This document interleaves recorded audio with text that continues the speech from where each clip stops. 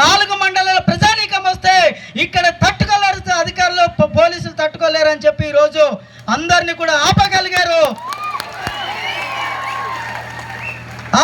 మిత్రులరా. అందుకే చెప్తున్నాం, మనం ఈ పర్మిషన్ కూడా 2-3 రోజుల నుంచి మేము అధికారుల చుట్టూ, పోలీసుల చుట్టూ తిరిగితే చివరికి ఈ చిన్నపాటి, ఇప్పుడు చూశారు మీరు, ఈ మైకుతో మాట్లాడాము, ఈ ఫ్లెక్స్ ఇప్పుడే కట్టుకున్నాము, ఉదయం వరకు స్టేజ్ లేదు, లాస్ట్కి మన స్టేజ్ కూడా మాకు వద్దు అని చెప్పి వదిలేసిపోతే అప్పుడు మనకి స్టేజ్ ఇచ్చారు. మనం ఎందుకు చెప్పాము ఆ మాట?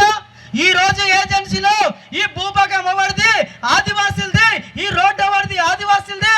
అటువంటి ఆదివాసులు ఈ రోజు మా సమస్య మీద మీటింగ్ పెట్టుకుంటానంటే మాత్రం మీరు పెట్టుకునివ్వరు. అదే ఎవరైనా వచ్చి రాజకీయ నాయకుల పార్టీలో ఇంకోటి పెట్టుకుంటానంటే మెయిన్ రోడ్ల ముందు గోతులతో టెంట్ వేసుకోవడానికి మీరు అవకాశం ఇస్తారని చెప్పి మనం అడిగితే అప్పుడు మాత్రం ఇక్కడ ఈ పర్మిషన్ ఇచ్చారు. అందుకే చెప్తున్నాం,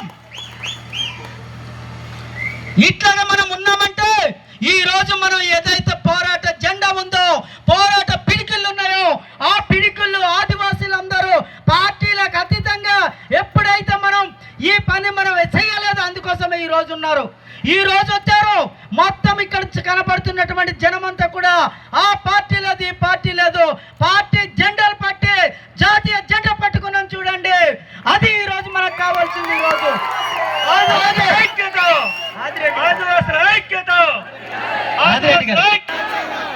ఏంటి, ఈరోజు మనం భారత రాజ్యాంగంలో ఉన్నటువంటి 2 హక్కుల్ని శాంతియుతంగా రంపచోడవరంలో మనం అడగడానికి ఈ రోజు వచ్చాము.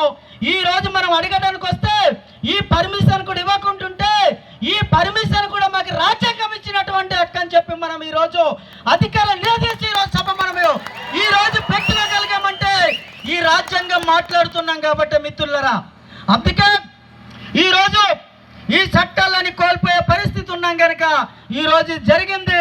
మనం ఇప్పటి వరకు చేసినటువంటి పోరాటాలు ఒక ఎత్తు అయితే, భవిష్యత్తులో మనం అంతా కూడా కలిసి చేయాల్సినటువంటి పోరాటాలు ఇది మొదటి పోరాటంగా మీరందరూ భావించి ఈరోజు ఇంత వేలాది మంది ఆంక్షలు వచ్చినటువంటి మీ అందరూ కూడా ప్రత్యేకమైనటువంటి అభినందనలు తెలియజేస్తూ, ఇప్పుడు 2 అధ్యక్షులుగా ఉన్న కంగల్ శ్రీనివాస్ గారిని కూడా 2 విషయాలు మాట్లాడుతూ మన నాయకులందరూ కూడా మాట్లాడతారు. దయచేసి ఆకలున్న ఇంకోటి ఉన్న చివరి వరకు అందరూ కూడా ఇక్కడ సభ దగ్గర ఉండాలని తెలియజేస్తూ కంగల్ శ్రీనివాస్ గారిని మాట్లాడవలసింది కోరుతున్నాం.